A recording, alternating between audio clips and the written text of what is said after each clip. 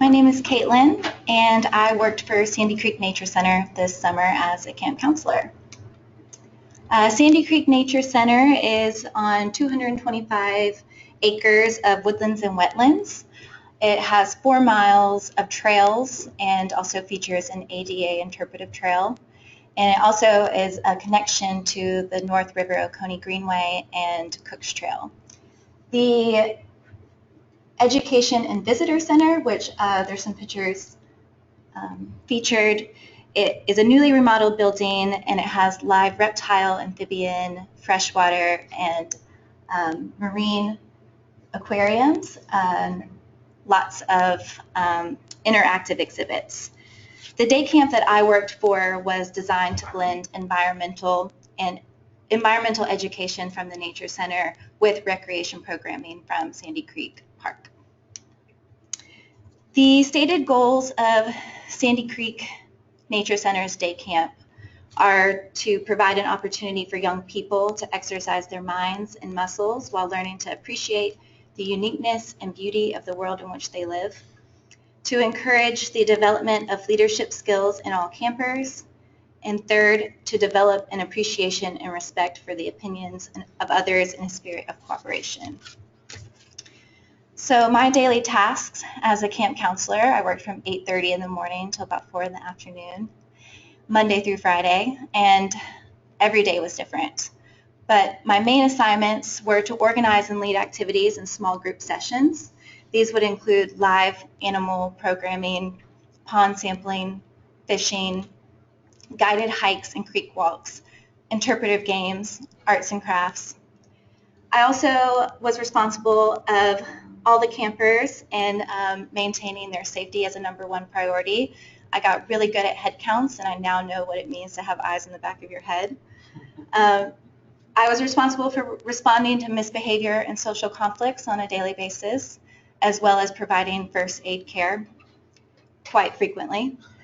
I communicated with parents on a daily basis about their kids' experiences, and sometimes had to report concerns to camp directors. These concerns would be anything from seeing a child with head lice to signs of neglect, like a kid not having a lunch or the necessary clothing that they should have. This is what my schedule looked like.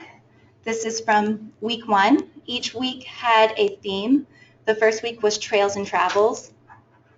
This was the afternoon schedule. In the morning, I would have a group of 9 to 12-year-olds, and in the afternoon, I would have a group of 7 to 8-year-olds. And we would do the same activities in the morning as in the evening or afternoon. So some of the things that are featured, it may be a little bit difficult to read. The first day, Monday, we played a game called Blind as a Bat. This is a game where the children are blindfolded and they use noise to mimic echolocation and try to tag each other. We did fishing in the pond. We did some scat ID. Kids love gross stuff. Anything like that they really enjoy. Fish print crafts. We mapped our own trail. And this was set up for the week, and each week would be different according to the theme. So my contribution, my focus was really on promoting individual diversity with the campers. I made a point to have one-on-one with each camper and really discover their strengths and find out ways to emphasize those strengths. I also feel I contributed by staying on task and completing all scheduled activities. For me, this wasn't just a summer job, it was a step towards a career. And I paid attention to what was working and what wasn't working and made suggestions for those things. I also contributed from the skills I learned at Warnell. A few of those,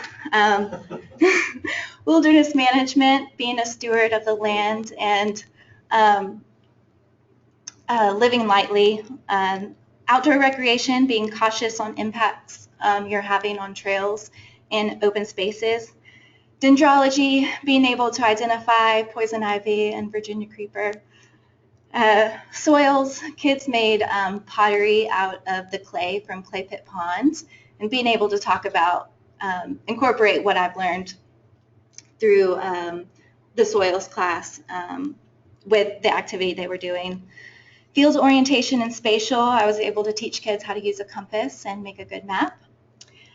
One class I wish I would have taken, which I'm in now, is environmental interpretation. I'm really getting to see the field experience I had being translated in a classroom. And I added this in because my internship taught me more than I intended. I became a better communicator, especially with children. Better problem solver. If you've ever worked with kids, you know that nothing goes as planned.